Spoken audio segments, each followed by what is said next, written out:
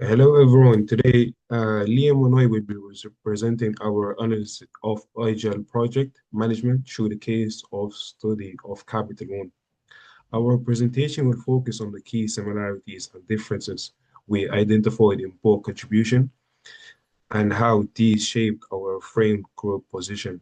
We'll walk through how Capital One navigated cultural change, scaling challenges, business IT collaboration, and governance issues during their agile transformation.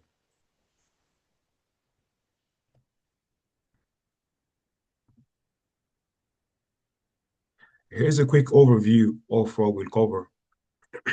We'll start with the main similarities in the two analyses, followed by the key differences. Then we'll present our frame group position, which brings both perspectives together into four core points. This will give a clear picture of the organization transformation at Capital One. We'll begin now with the similarities. One of the strongest similarities in both contribution was the biggest challenge at Capital One was culture and organization, not technical. After the ING direct accreditation, the company had to shift from outsourcing IT to threatening software development as a core capability. This required a huge mindset change across teams. Bot contribution also emphasized the move from long traditional handoffs to continuous business IT collaboration. This was a major adjustment because business stakeholders had to engage much more actively and consistently. Finally, both authors recognized the difficulty of scaling Agile across such a large organization. Capital One eventually adopted the Scaled Agile Framework, or SFE, to help manage complex dependencies and coordinate hundreds of teams. Another similarity between the contribution was the issue of measuring performance too early. Both noted that early metrics caused teams to focus more on meeting targets rather than delivering customer value. They also agreed on the tension between innovation and regulation. As a financial institution, Capital One must follow strict regulatory requirements. Both authors highlighted that innovation labs were used to allow experimentation while the regulated production environment remained controlled and stable. Overall, both contributions recognized the agile transformation involves challenges, not just in process, but across culture, collaboration, measurement, and compliance. The key differences. Even though the contribution agreed on many areas, they also differed in their focus. So Liam contribution discussed leadership changes in a broad sense, while my contribution emphasized more specific role confusion and pointed out the introduction of agile delivery lead role. There were also differences around skills and training. Liam focused on recruiting and retraining developers, while myself highlighted the importance of large-scale agile training programs. Budgeting was another area where two differed.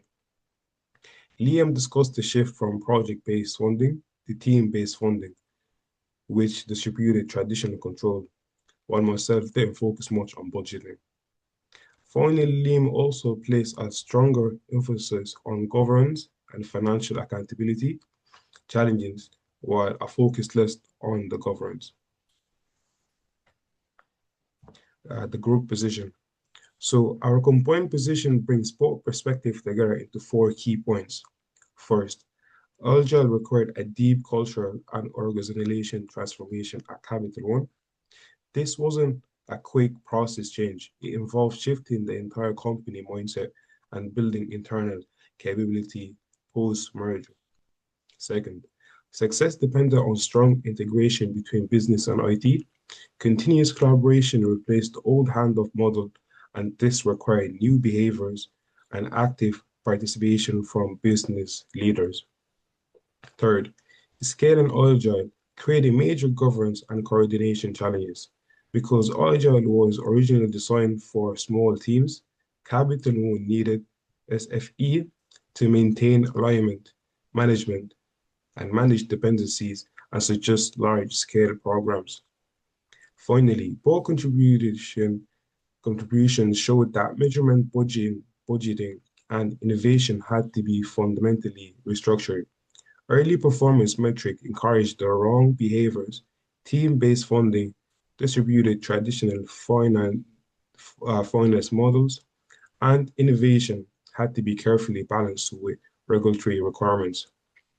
These 4 points represent the combined strength of both contributions and provide a clear understanding of why Capital One Agile transformation was so complex.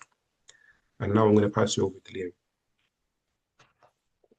Yeah, so my name is Liam, and today I'm going to talk through how do agile methods handle client requirements differently when compared to traditional system development life cycles.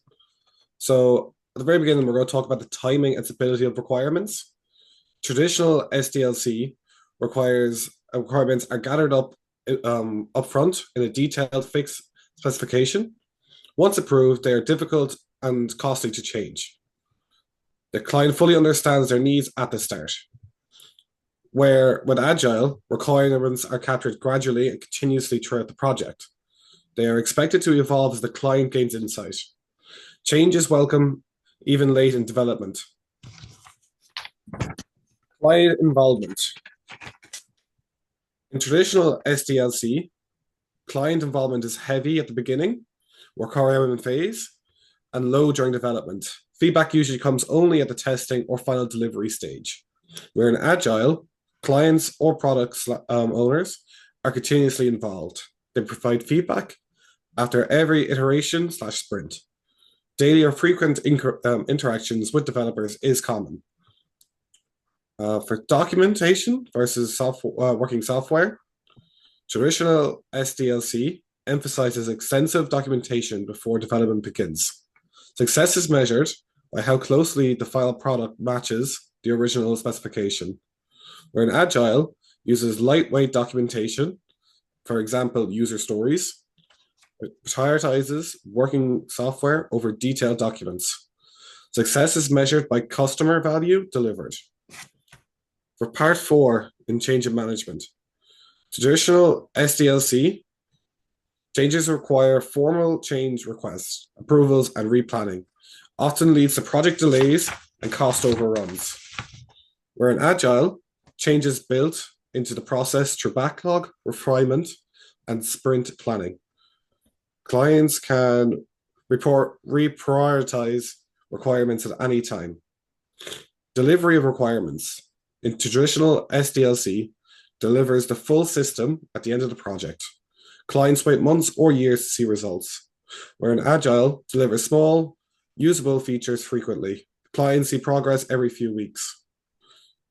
In conclusion, Agile methods can handle requirements as dynamic, continuously altering inputs through regular client collaboration as frequently software delivery. In contrast, traditional SDLC treats requirements as fixed, fully defined at the start, with limited client involvement over the initial approval and costly change processes later in the project. For part 2, for question 2, we were asked to research from the internet and referring to class notes, name 6 project management challenges for project managers of Agile projects. Number 1, we talked about managing cultural change and resistance. Agile requires a major shift in mindset from command and control to collaborative and self-organizing teams.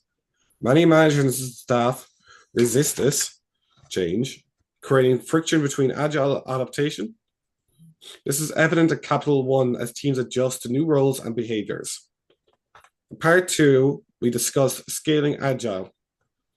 Agile was originally designed for small teams. Coordinating multiple Agile teams working on the same large product creates challenges with dependencies.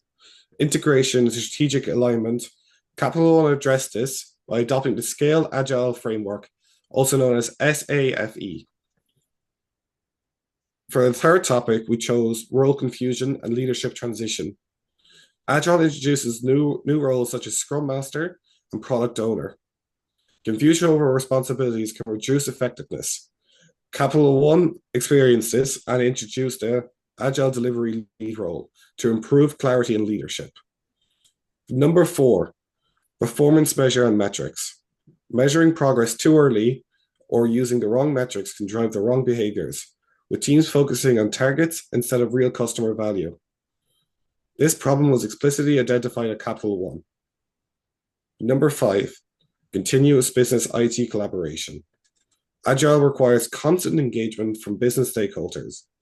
Maintaining this level of involvement is difficult for managers who are used to traditional handoff models of project delivery.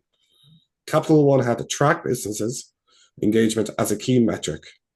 And for the final point, we discussed balancing innovation and regulation. Agile promotes rapid experimentation, but in highly regulated industries like banking, project managers must also ensure compliance, security, and system reliability. Capital One innovated labs to balance agility and regulatory control. Now, for the conclusion of all this, Agile at Capital One demanded cultural, organizational, and governance changes. Success depended on collaboration, training, and mindset shifts. Scaling required structure frameworks like SAFE. Agile handles requirements more flexibly and responsively than SDLC. Project managers face challenges, involves culture roles, measurement, and regulation. Thank you all for listening to our presentation, and leave any questions you have in the comments. Thank you.